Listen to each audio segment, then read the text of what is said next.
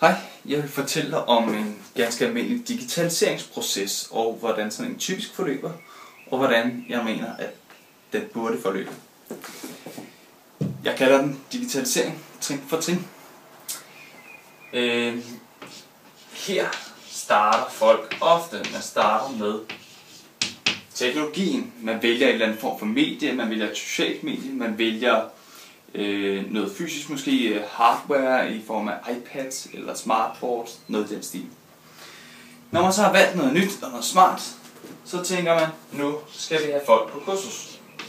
Nu skal de lære at bruge det her smarte IT-system, jeg har indkøbt, fordi det bliver rigtig, rigtig godt.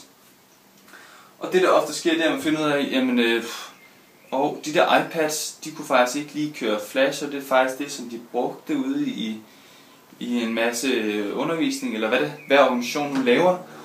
Og folk var slet ikke motiveret for at skifte, fordi det nye var mere besværligt osv. Derfor har vi brug for at starte et andet sted. Jeg vil gerne tilføje 2 skridt mere på den her stige. Vi vil gerne starte et andet sted. Start med et skridt, der hedder mennesker. Og det er egentlig her, man laver meget af det grundlæggende arbejde omkring, hvad er det for nogle mennesker, der skal kommunikere. Hvad skal de bruge teknologien til?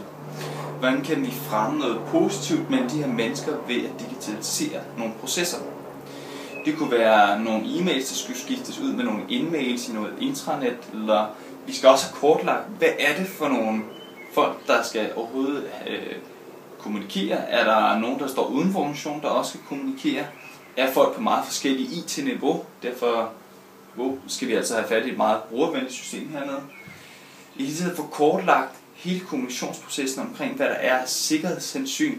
Er det billeder? Er det videoer? Er det tekst? Eller hvad er det for noget, der skal formidles rundt? Og hvilke brugerrettigheder skal folk have?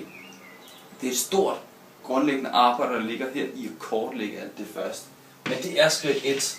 Fordi på baggrund af det, kan du vælge den rigtige teknologi. Du skal altså have noget, der understøtter de mennesker og de processer, som du har analyseret dig frem til heroppe. Det skal være, hvis det er folk, der er på farten, jamen så skal det være teknologi eller medier, som på en eller anden måde er mobile, som kan køre via din iPhone, via dine iPads. Det skal måske have internet via 3G osv. Lad være med at vælge til en ny teknologi, bare fordi det er smart og moderne, men vælg i stedet for noget, der understøtter den proces og de mennesker, du har heroppe. Tredje skridt er så rigtig nok læring. Det er nu, vi skal have lært resten af organisationen at bruge den valgte teknologi. Igen så fejler mange her på, at folk slet ikke gider at lære det. De har slet ikke behov for det. Men hvis du igen har involveret mennesker heroppe i analysen og spurgt til deres behov, så ser det måske pludselig mening med galskaben, at vi skifter til et nyt system. Eller vi får noget nyt hardware ind i vores kontor eller undervisningsrum, eller hvad det nu er, vi laver. Og så til sidst, et ofte overset skridt drejer sig om digital dannelse.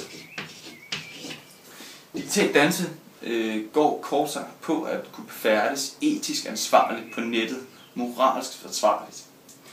Det handler altså om at forstå, hvad er god og dårlig stil egentlig på nettet. Når vi nu kommunikerer så meget via en eller anden teknologi, så mister vi også noget. Vi mister noget social kapital, vi mister noget forståelse for hinanden. Der går rigtig mange ting tabt. Kan vi kompensere for det på en eller anden måde? Hvordan sender vi det der smil, når en medarbejder har gjort noget rigtig, rigtig godt? Så vi skal altså også huske, at vi digitaliserer ikke bare for at digitalisere. Vi digitaliserer, fordi det skal fremme noget positivt og noget værdiskabende. Det skal være konstruktivt. Så det er de 4 skridt, som vi ser, man skal gå igennem, når man laver en digitaliseringsproces. Og vi kalder det digitalisering trin for trin.